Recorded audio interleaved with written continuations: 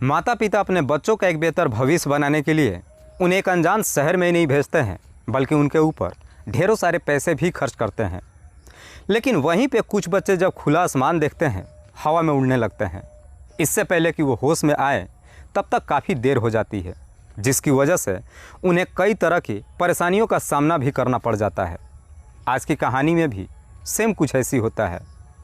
एक लड़की जो अपने बेहतर करियर की तलाश में अनजान शहर में तो जाती है, लेकिन एक ऐसे चंगुल में फंस जाती है जिसकी वजह से ना सिर्फ वो लड़की बल्कि उसके साथ कई और लोग भी सलाखों के पीछे पहुंच जाते हैं। वाकई में दोस्तों, आज की जो कहानी है यह आपको भी हैरान व परेशान कर देने वाली है। नमस्कार, आदाब, मैं हसमुद्दीन और आप देख रहे हैं सफ़र क्राइम तक। आज की जो सच्ची घटना मैं आपको सुनाने वाला हूँ, दरअसल ये घटना है मध्य प्रदेश की। मध्य प्रदेश का एक शहर पड़ता है इंदौर, और इसी इंदौर का एक इलाका आता है लोटस चौराहा। बात कर रहा हूँ मैं 26 जुलाई 2023 की रात्रि के करीब 3 बजे के आसपास। लोटस चौराहे पे ही एक स्कूटी पे 4 लोग मौजूद थे, जिसमें 3 लड़के थे और एक लड़की। लड़की के हाथ में सिगरेट जल रहा था। ये चारों उसी स्कूटी के साथ अभी चौराहा पे खड़े ही थे कि तभी वहाँ पे एक सफ़ेद कलर की कार आकर के रुकती है। उस कार के अंदर भी 4 लड़के मौजूद थे। कार का दरवाज़ा खुलता है, थोड़ी बहुत बातचीत होती है, लेकिन जैसे ही थोड़ी बहुत बातचीत होती है, स्कूटी पर के लड़के और लड़की कार के ऊपर हमला कर देते हैं। इससे पहले कि कार के ऊपर ये लोग प्रहार करते, कार चालक गाड़ी को लेकर के काफ़ी तेज़ी से वहाँ से रवाना हो जाता है। लेकिन गाड़ी लेकर के जैसे वहाँ से भागना शुरू करता है, ये तीनों लड़का और लड़की उसी स्कूटी से कार का पीछा करना शुरू कर देते हैं। गाड़ी अभी वहाँ से चल करके थोड़ी ही दूर मैरियट होटल के पास ही पहुँची थी कि ये चारों स्कूटी से आगे चले जाते हैं और जाकर आगे से कार का रास्ता रोक लेते हैं। कार जैसे ही रुक जाती है, ये चारों उतर के आते हैं और कार चालक के ऊपर एक चाकू से हमला कर देते हैं। जब उस कार चालक के ऊपर चाकू से हमला करना शुरू करते हैं तो उसी गाड़ी के अंदर से एक लड़का बचाव करना शुरू कर देता है। लेकिन जैसे ही बचाने की कोशिश करता है, एक चाकू उसके सीने में जाकर लग जाती है, जिसकी वजह से वो काफ़ी गंभीर अवस्था में वहीं पे गिर जाता है। ये तीनों लड़का और लड़की जब उस लड़के को गंभीर अवस्था में देखते हैं, वहाँ से अपनी स्कूटी के माध्यम से मौके से फरार हो जाते हैं। उसके बाद से कार के अंदर के तीनों लड़के उस लड़के को उठा करके नज़दीकी हॉस्पिटल में ले जाते हैं। डॉक्टर अभी उस लड़का का ट्रीटमेंट कर ही रहा था कि इलाज के दौरान ही उस लड़के की मौत हो जाती है। इसीलिए डॉक्टर इस बात की जानकारी नज़दीकी थाने में देते हैं।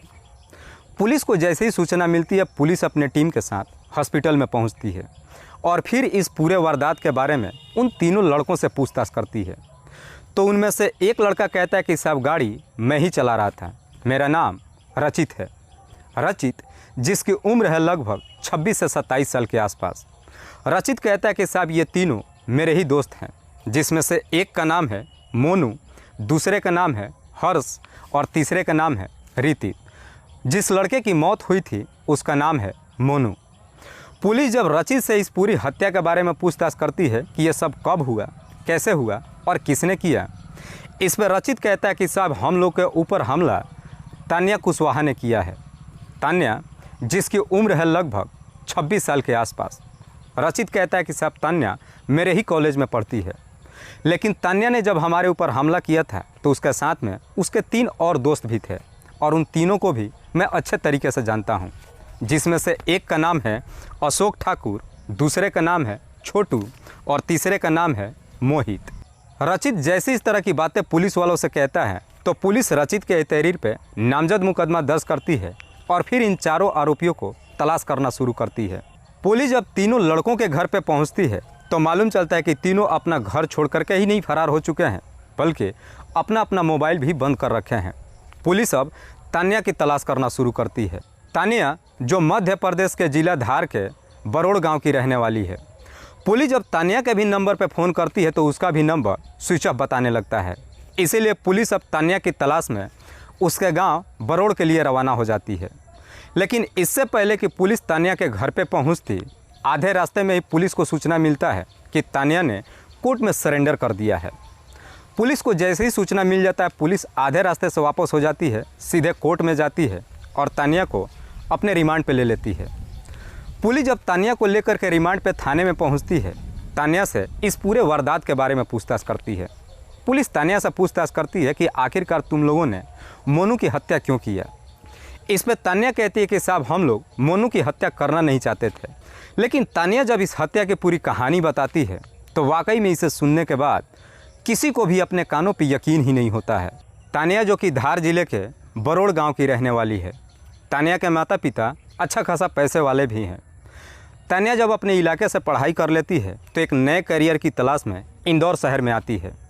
जब इंदौर शहर में आती है तो एक कॉलेज में दाखिला भी करा लेती है और उसके बाद से पलासिया इलाके के गायत्री अपार्टमेंट में एक किराए का फ्लैट ले लेती है।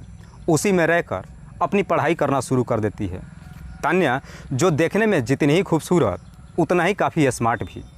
तानिया जब कॉलेज में पढ़ने के लिए जाती है तो लड़कियों से दोस्ती नहीं करती है बल्कि लड़कों से दोस्ती करती है, क्योंकि तानिया को ये मालूम होता है कि अगर लड़कियों से मैं दोस्ती करूंगी तो इतने आसानी से अपने लक्ष्य को नहीं पा सकती हूँ। तानिया जब कॉलेज में पढ़ने के लिए जाती है तो इसी दौरान तानिया के कॉलेज में ही मुलाकात रचित से होती है।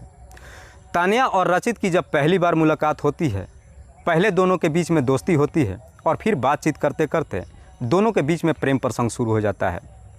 तानिया और रचित के बीच में जब प्रेम प्रसंग शुरू हो जाता है उसके बाद से रचित तानिया से मुलाकात करने के लिए अक्सर उसके फ्लैट में ही जाना शुरू कर देता है। लेकिन रचित जब तानिया से मिलने के लिए उसके फ्लैट में जाता है तो तानिया के पड़ोसी इस बात से काफ़ी नाराज़ होते हैं। नाराज़ तो होते हैं लेकिन इसके बावजूद भी कुछ बोल नहीं पाते हैं। जैसे ही कुछ महीने का समय गुजरता है तानिया अपने लक्ष्य की तरफ आगे बढ़ना शुरू कर देती है। दरअसल तानिया अपने जीवन में मॉडल बनना चाहती है। मॉडलिंग के क्षेत्र में जाने के लिए तानिया कई लोगों से मुलाकात भी करती है। इसी दौरान तानिया की मुलाकात छोटू से होती है।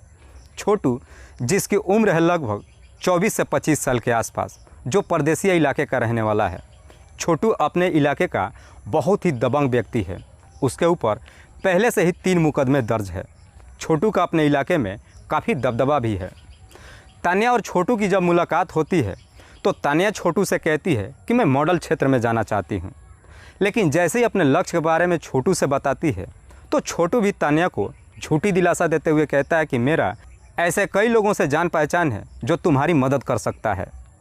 छोटू जब तानिया को झूठी दिलासा देता है तो तानिया भी छोटू की बातों में आ जाती है और फिर अपना लक्ष्य पाने के लिए अपने आप को छोटू के हवाले कर देती है। उसके बाद से तानिया और छोटू के बीच में भी प्रेम प्रसंग शुरू हो जाता है। लेकिन तानिया और छोटू के बीच में जब प्रेम प्रसंग शुरू होता है उसके बाद से छोटू भी तानिया से मुलाकात करने के लिए अक्सर उसके फ्लैट पे ही जाना शुरू कर देता है। लेकिन इधर तानिया का जब छोटू से प्रेम प्रसंग शुरू होता है इस बात की जानकारी रचित को मालूम चल जाता है। रचित को जब मालूम चलता है कि तानिया का छोटू के साथ में प्रेम प्रसंग शुरू हुआ है, इस बात पर रचित काफ़ी नाराज़ होता है। तानिया को काफ़ी समझाने की कोशिश करता है कि जिस आदमी के चक्कर में तुम पड़ी हो वो तुम्हारा ज़िंदगी बर्बाद कर देगा, जिसका अपना ही करियर का कोई ठिकाना नहीं है, वो तुम्हें तुम्हारे लक्ष्य में कैसे मदद करेगा। रचित तानिया को काफ़ी समझाने की कोशिश करता है लेकिन तानिया रचित की एक बात नहीं मानती है। लेकिन तानिया का रचित और छोटू दोनों के साथ में जब प्रेम प्रसंग शुरू होता है, दोनों बारी बारी से तानिया से मुलाकात करने के लिए उसके फ्लैट पे जाना शुरू कर देते हैं। जब दो लड़के तानिया का फ्लैट पे आना जाना शुरू करते हैं, इस बात से तानिया के पड़ोसी अब नाराज़ हो जाते हैं और इस बात की शिकायत तानिया के फ्लैट मालिक से कर देते हैं। कहते हैं कि जितना जल्द हो सके तानिया का फ्लैट यहाँ से खाली कराओ। जब सारी सच्चाई फ्लैट मालिक से बताते हैं तो आखिरकार फ्लैट मालिक भी तानिया से कह करके ये चला जाता है कि जितना जल्द हो सके तुम मेरा फ्लैट खाली कर दो। इस पर तानिया फ्लैट खाली करने के लिए राज़ी तो हो जाती है लेकिन अपने फ्लैट मालिक से 1 सप्ताह का समय मांगती है। 1 सप्ताह का समय तो उसे मिल जाता है। उसके बाद से तानिया रचित के नंबर पर फ़ोन करती है और कहती है कि मेरे लिए कहीं दूसरी जगह कोई दूसरा फ्लैट देख करके बताओ। लेकिन रचित तानिया से अब दूरी बनाना शुरू कर देता है। इधर रचित को जब लगता है कि वो छोटू को छोड़ने के लिए तैयार नहीं है तो रचित खुद ही फैसला ले लेता है और तानिया से दूरी बनाने लगता है। तानिया जब रचित से नए फ्लैट के बारे में बातचीत करती है तो रचित उसे साफ साफ कह देता है कि मैं तुम्हारे लिए कोई फ्लैट ढूंढ करके नहीं देने वाला हूँ। इसलिए अब तानिया छोटू से कहती है। लेकिन तानिया जब छोटू से कहती है तो छोटू उसके लिए अपने ही इलाके में एक किराए का फ्लैट दिलवा देता है। उसके बाद से तानिया परदेसिया इलाके में जाती है और वहीं पे जाकर किराए का फ्लैट में रहने लगती है। लेकिन रचित के नंबर पे जब फ़ोन करती है तो अब रचित उसका फ़ोन नहीं उठाता है। इस वजह से तानिया भी काफ़ी गुस्से में आ जाती है। तानिया भी अब रचित को छोड़ने के लिए तैयार हो जाती है, लेकिन तानिया को अब ये मालूम चल जाता है कि छोटू उसे बरगलाने की कोशिश कर रहा है। कहीं ना कहीं तानिया के अंदर रचित के लिए थोड़ा सा प्यार जग जाता है। अब तानिया उसके बाद से रचित के नंबर पर कई बार फ़ोन करती है, लेकिन रचित तानिया से काफ़ी दूरी बना लेता है। इसीलिए गुस्से में आकर के तानिया छोटू से कहती है कि एक बार जा कर के रचित से मुलाकात करो और उससे बोलो कि वो मेरे से एक बार बातचीत करे। इधर छोटू भी तानिया की बात मान लेता है, जाकर के रचित से मुलाकात करता है और उससे तानिया से मिलने के लिए कहता भी है। लेकिन रचित छोटू से साफ साफ कह देता है कि मेरा अब तानिया से कोई रिश्ता नहीं है। छोटू जैसी इस तरह की बातें आकर के तानिया से कहता है, ये सुन कर के तानिया को अपने आप में काफ़ी बेइज्जती महसूस होती है। तानिया उसी दिन गुस्से में आकर के रचित को सबक सिखाने का ठान लेती है और छोटू से कहती है कि कैसे भी करके मुझे रचित को सबक सिखाना है। तानिया जैसी इस तरह की बातें छोटू से कहती है तो छोटू भी तानिया के ये काम करने के लिए तैयार हो जाता है। 26 जुलाई 2023 को छोटू और तानिया और छोटू के दो दोस्त ये चारों एक ही स्कूटी से रात्रि के वक्त खाना खाने के लिए लोटस चौराहे पर जाते हैं। 12 बजे के आसपास होटल के अंदर बैठ करके जब ये खाना खा रहे थे, तभी तानिया को मालूम चलता है कि रचित अपने दोस्तों के साथ उज्जैन के लिए रवाना हुआ है। जैसे ही तानिया को मालूम चल जाता है कि रचित अपने 3 दोस्तों के साथ अपनी गाड़ी लेकर के रवाना हो चुका है, तानिया छोटू से कहती है कि हमें अपने काम को आज ही अंजाम देना है। जैसी इस तरह की बातें कहती है तो छोटू भी इस काम को करने के लिए तैयार हो जाता है। उसके बाद से ये चारों निकलकर अपनी स्कूटी लेकर लोटस चौराहे पर खड़े होकर रचित के इंतज़ार करने लगते हैं। लेकिन रचित जब अपने दोस्तों के साथ गाड़ी के माध्यम से वहाँ से निकलता है तो उसी चौराहे पे तानिया को देखता है। रचित जब तानिया को देखता है तो अपनी गाड़ी वहीं पे रोक देता है और तानिया से कहता है कि तुम्हें शर्म नहीं आ रही है कि रात्रि के 3 बजे के आसपास 3 लड़कों के साथ में घूम रही हो। रचित जैसी इस तरह की बातें तानिया से कहता है, तानिया एकदम से गुस्से में भड़क जाती है। कहती है कि तुम होते कौन हो मुझे समझाने वाले, और तुम्हारा मेरा रिश्ता ही क्या है। तानिया जैसी इस तरह की बातें कहती है तो रचित भी अपनी गाड़ी का दरवाज़ा बंद कर लेता है और वहाँ से रवाना होता है। लेकिन इस बात पे तानिया इस कदर से नाराज़ हो जाती है कि अपने दोस्तों से कहती है कि उसके गाड़ी का पीछा करो। उसके बाद से उसी स्कूटी से गाड़ी का पीछा करना शुरू करते हैं। गाड़ी अभी जैसे ही थोड़ी दूरी पे जाती है, अपनी स्कूटी को ओवरटेक करके गाड़ी को आगे से जाकर रोक लेते हैं। उसके बाद से तानिया और उसके तीनों दोस्त उतर के आते हैं और रचित के ऊपर एक चाकू से हमला कर देते हैं। हमला जैसे ही करना शुरू करते हैं, गाड़ी के अंदर से ही रचित का दोस्त मोनू उसे बचाने की कोशिश करता है। लेकिन मोनू जैसे ही बचाने के लिए बीच में आता है, वो चाकू मोनू के सीने में लग जाती है, जिसकी वजह से मोनू काफ़ी गंभीर अवस्था में वहीं पे गिर जाता है। जैसे ही वो गंभीर अवस्था में गिरते ये सब के सब वहाँ से फरार हो जाते हैं।